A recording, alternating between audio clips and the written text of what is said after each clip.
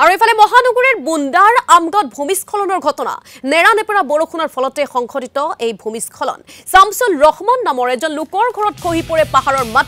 মাটিৰ তলত পুত যায় ঘৰৰ সকলো সা-সামগ্ৰী অৱশ্যে ঘটনাত কোনো লোক হতাহত হোৱা নাই বুলি জানিব পৰা গৈছে ইফালে ঘটনাস্থলীত জিলা প্ৰশাসনৰ লোক গৈ উপস্থিত হৈছে পৰিস্থিতি পৰ্যবেক্ষণ কৰিছে কোনো লোক আঘাতপ্ৰাপ্ত হৈছে নেকি সেই সন্দৰ্ভত পৰিস্থিতি নিৰীক্ষণৰ বাবে গৈ প্ৰশাসনৰ লোক উপস্থিত হৈছে যেহেতু নেৰানেপেৰা বৰষুণৰ ফলত ইখনৰ পাছত ইখন ঠাইত ভূমিস্খলনৰ ঘটনা সংঘটিত হৈছে আৰু এইবাৰ মহানগৰীৰ বুন্দাৰ আমগত ভূমিস্খলনৰ ঘটনা সংঘটিত হৈছে নেৰানেপেৰা বৰষুণৰ ফলতে ভূমিস্খলনৰ ঘটনা সংঘটিত হোৱা খবৰ লাভ কৰা হৈছে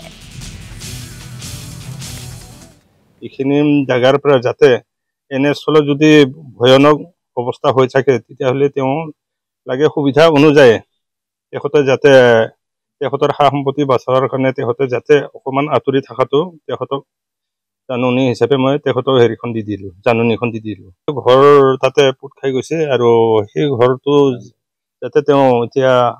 চৰকাৰৰ ওচৰত মই দাখিল কৰিয়ে দিছোঁ এতিয়া তেওঁলোকে কেনেকুৱা ব্যৱস্থা ল'ব